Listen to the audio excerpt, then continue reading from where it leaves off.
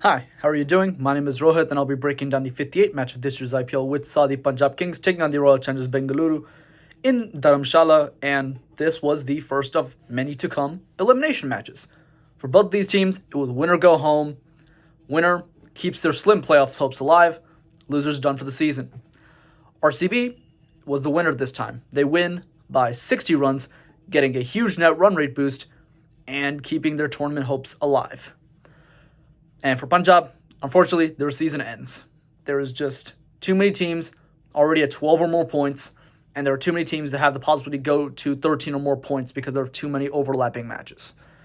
Therefore, any team that can no longer get to 14, 13 or more points is eliminated. And again, like I said, this is going to be the first of many elimination matches to come. And in terms of what really happened, honestly, Punjab was just outdone, flat out. They win the toss, elect to bowl, expecting some rain to hamper sort of the chase. There was rain. There was a rain interruption. From what I remember, it couldn't have been more than 20 to 25 minutes. So, yes, a delay, sort of a stop in momentum, maybe a chance to get momentum to the other side, but objectively not enough to really impact the way the pitch behaved or how the pitch was going to change with time. RCB was already at 119 for 3 after 10 overs when the rain started. And again, they were just going good.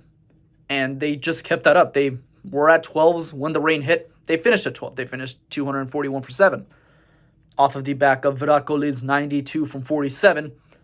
And he was a consistent force throughout RCB's innings, finding gaps, running between the wickets.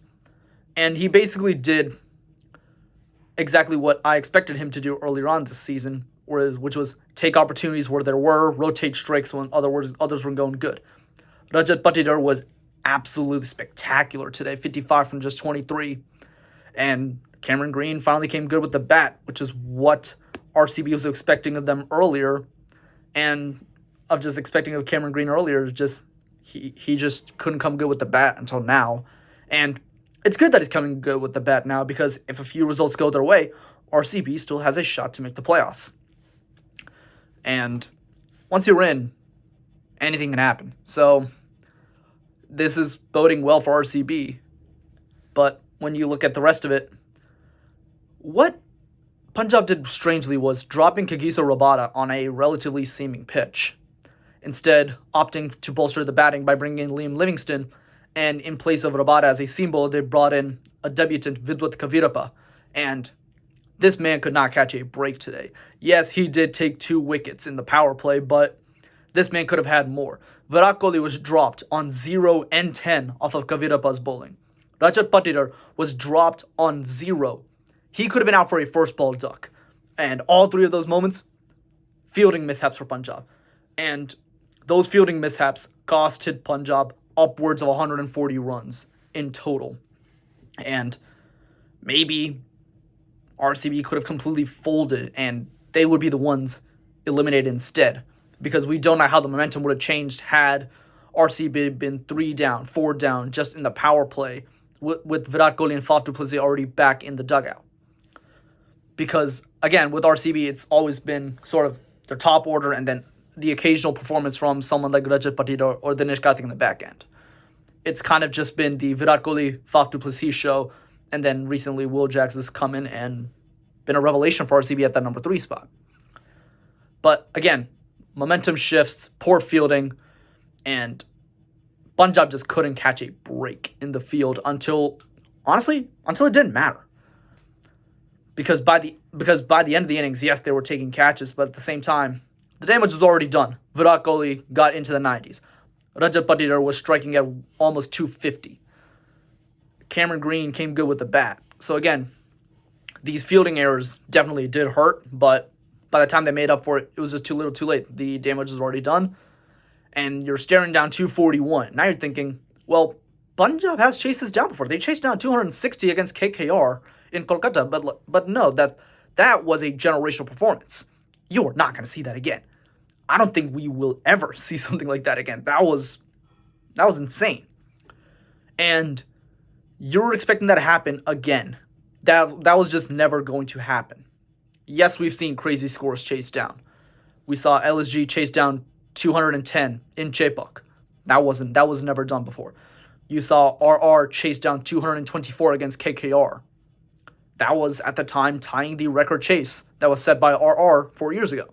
And then you saw Punjab chasing down 260 plus against KKR. Again, yes, we've seen it before, but it would realistically just wasn't going to happen.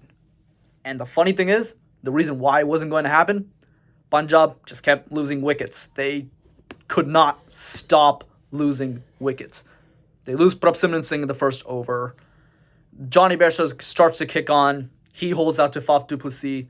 Riley Russo and Shashank Singh, both of these two, had some of the most bizarre sort of ends to their innings I've seen. Riley Russo finally came into form. He was going great. 61 from just 27. And then he attempts to sweep one off of Karan Sharma after hitting him for a 6 and a 4. And he takes one to the throat, gets injured. There's a break in play, a break in his momentum. Riley Russo gets out on the very next ball. And then Shashank Singh starts to kick on, and he gets injured. And he goes down. He runs into Faf du Plessis, injures, and Shashank Singh injures his shoulder. So again, another stoppage in play, another stoppage of momentum. And Shashank Singh is caught short of his ground, running back for a second run, and is run out by a brilliant piece of fielding from Virat Kohli. The very next ball. So both of Punjab's best batters in this match, both were going great. Then they get hurt, and then they get out the very next ball.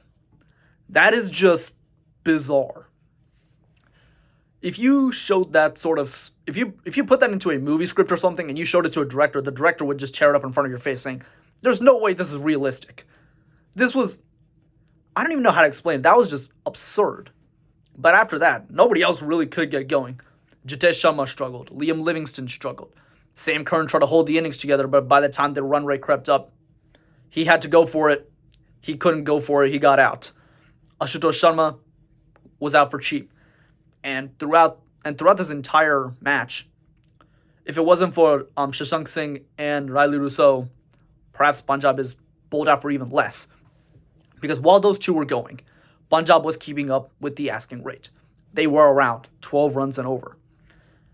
By the time the halfway stage hit, both RCB and Punjab were both at 119. The only difference being RCB only lost 3 wickets and they still had Virat Kohli at the crease, and Punjab had already lost 5.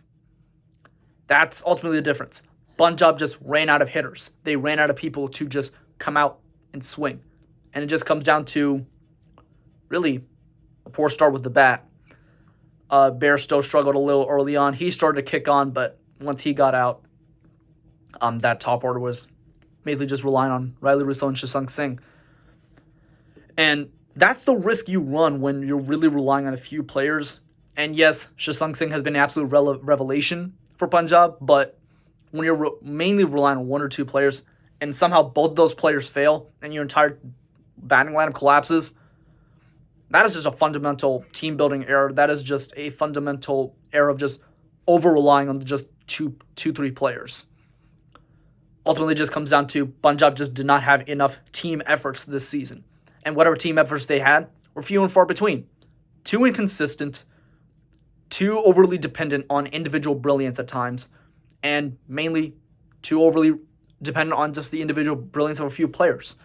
You combine all that, you get an absolute disaster of a season, and you end up being the second team eliminated from the tournament. That's just how it goes. And with that, thank you so much for watching. Please like, comment, subscribe. I'll be back to cover the next one. Have a good one.